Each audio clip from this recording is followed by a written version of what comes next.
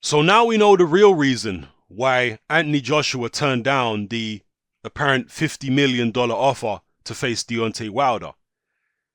When it initially happened, I just came out and said, well, Anthony Joshua is concerned about fighting Wilder in the States. Anthony Joshua wants home advantage. Anthony Joshua sees Deontay Wilder as someone who is very dangerous, and therefore Joshua wants every advantage possible. He feels like he needs every advantage possible. That was the response that I gave to the news that Anthony Joshua had turned down Deontay Wilder's offer. But it turns out that I was wrong in all likelihood, because this information that Frank Warren has now come out with has cast a new light over the situation. Yeah, Frank Warren has said that he was working with Shelly Finkel.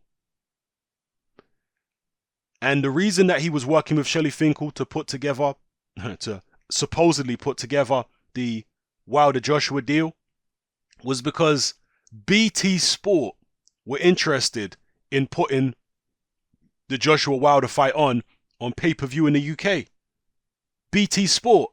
So, as part of the deal that Shelly Finkel and Wilder had offered Joshua, Joshua and Hearn would have given up their rights to say where the fight is going to be screened, whether it's going to be on Sky or what have you. They would have to have given up those rights. Now, why on earth would Eddie Hearn and Anthony Joshua and Sky give the biggest fight in world boxing straight into the hands of their main competitors in the UK? They're not going to do that. Are you nuts?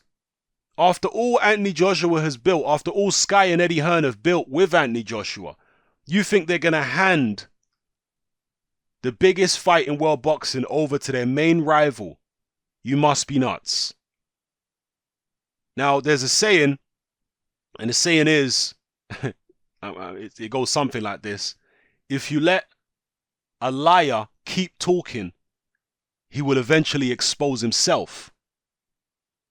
Now, I'm not saying that Frank Warren is necessarily a liar in this situation, but what I am saying is the stuff he said about this BT involvement in the Wilder Joshua negotiations, he has let slip the real reason that Joshua didn't accept that offer, because Frank Warren's been running around saying Joshua didn't fancy the fight, whereas I think it's in this interview here you can see on screen on Boxing Social, and he's done other interviews where he's talked about this BT deal, BT winning the Joshua Wilder fight.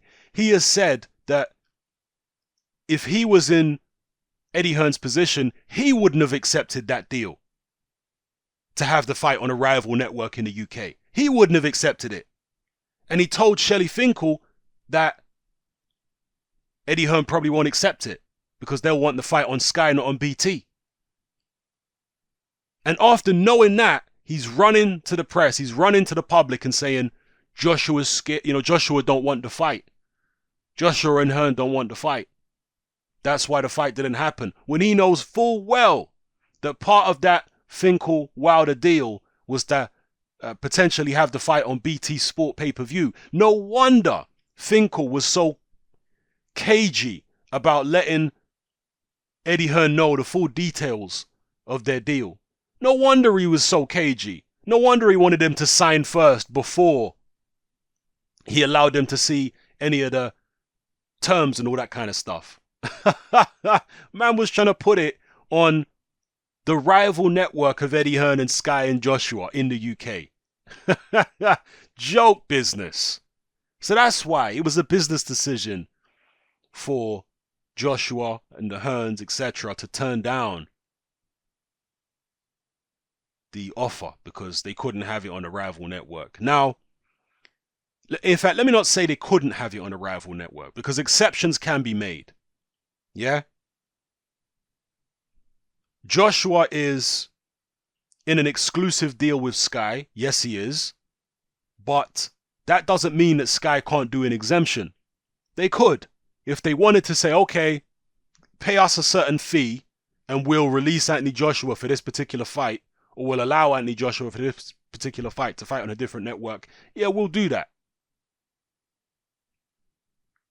So, let's not say that the Sky situation would have meant Joshua would have been sued or anything like that.